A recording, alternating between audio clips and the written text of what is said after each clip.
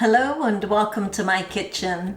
In this video, I'm going to show you how to make Keema Matar or a minced lamb and peas curry. And I'm going to show you how I make it at home because over the years I've tried different things and added different things, and my end result is something that me and my whole family absolutely love. In fact, I've had guests that try it and they're like, wow, this is actually really good.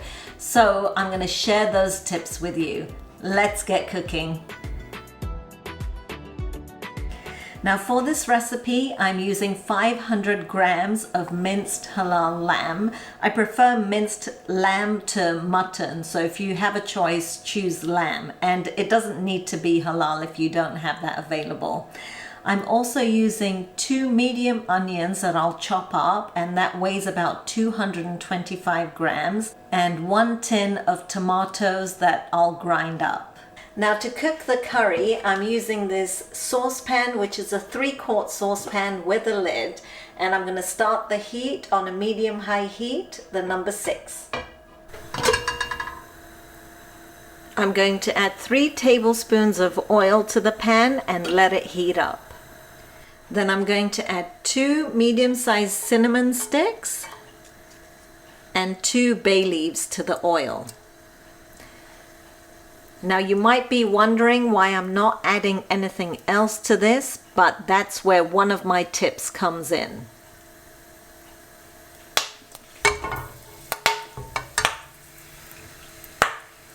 Now it's spattering quite a bit because I'm using fresh bay leaves. So I'm going to go ahead and add my onions in here.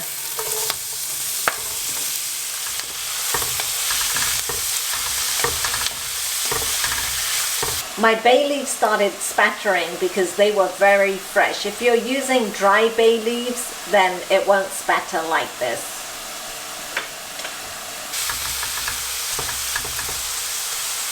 After a few minutes, I'm going to sprinkle 1 teaspoon of Garam Masala onto the onions. You're wondering, why did she put Garam Masala in there? Well, I'll tell you why. When my husband eats this curry, when I make it, and if I put in like whole cloves or cardamom pods, he ends up biting on them, and it's such an unpleasant taste in your mouth because the flavors are so intense. So I started to grind up those spices and make a powder of it and put it in. Then I thought, well, all these things are in Garam Masala anyway, so now I just add a teaspoon of Garam Masala when I'm frying the onions, along with whole cinnamon stick and 2 bay leaves, which are big enough and you can pick those out.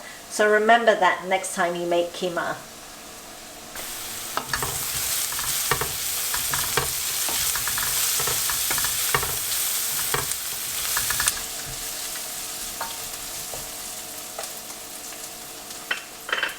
Now while these onions are frying, I want to ask you a question. Do you like your keema curry like when the texture is kind of fine, the meat texture is fine, or do you like the meat texture when it's chunky?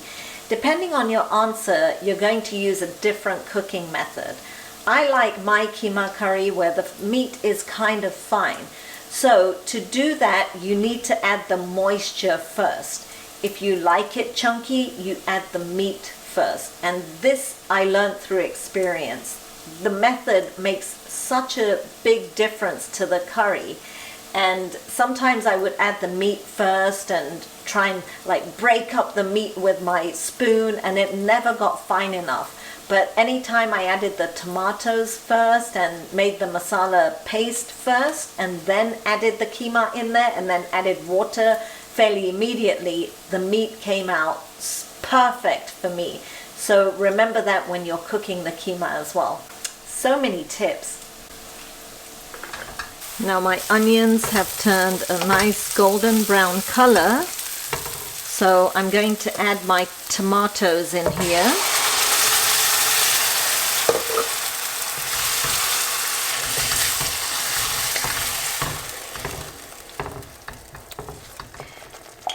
And to this tomato, I'm going to add 3 tablespoons of ginger garlic chili paste, a half a teaspoon of red chili powder, and you can add more if you like it spicy, a half a teaspoon of turmeric powder, and 1.5 teaspoons of salt. I'm also going to add 2 teaspoons of pav bhaji masala. Oh my God, you're thinking, what is she doing putting pav bhaji masala in here? Let me tell you something. Pav bhaji masala is just a spice mix. Honestly, garam masala is just a spice mix. Curry powder is just a spice mix as well. So sometimes you just need to switch it up and see how you like the flavors.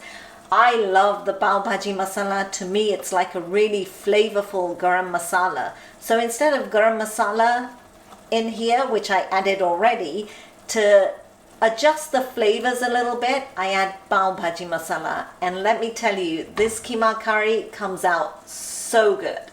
Try it next time. I think you're gonna love it.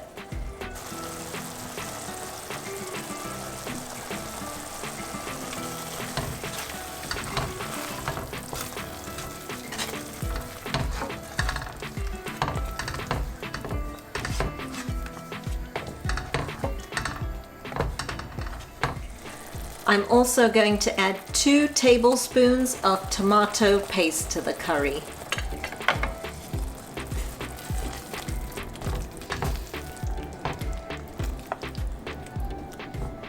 Then after a few minutes, once the spices have cooked nicely together and the oil starts coming on top, we're going to add the meat. And go ahead and mix this in.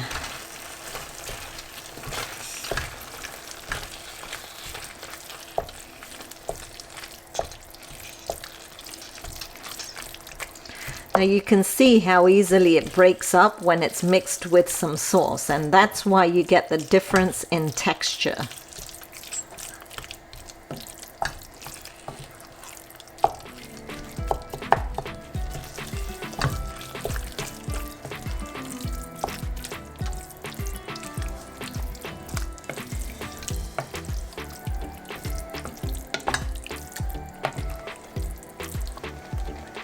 Then go ahead and add enough water to get it to the consistency that you like.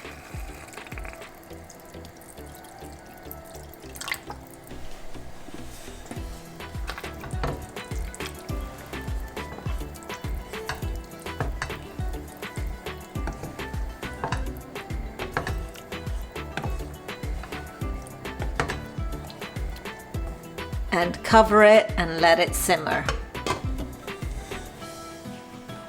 My curry has come to a nice simmer, so I've reduced the heat to the number 3, which is a medium low. Now, if you like potatoes in your curry, let it simmer for about 10 minutes and then go ahead and add your potatoes in here.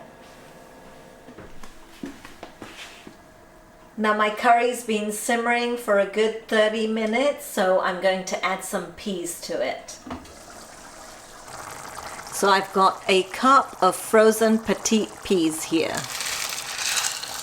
And you can add more or less depending on how you like it.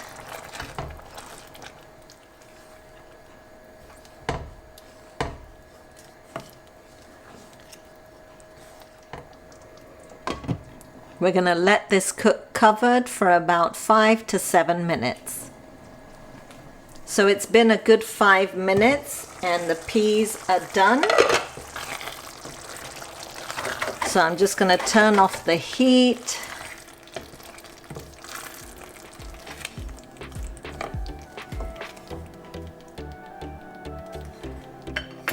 And I'm going to sprinkle the curry with some garam masala.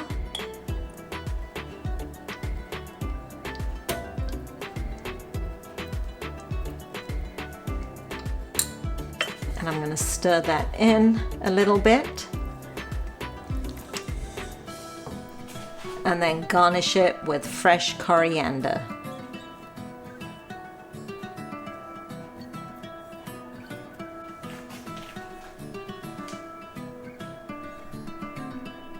So my secrets are out on how to make a great keema curry for all of you guys that have tried it and enjoyed it. So Don't get restrictive on how you use your spice mixes. Switch it up, use it in something new. You never know, you might really like it. If you don't like it, don't do it again. It's as simple as that. I hope you guys enjoyed watching this video and join me again soon for some more cooking inspiration. Who's been a good boy? Have you been a good boy? You've been such a good boy, haven't you? Oh, my good boy.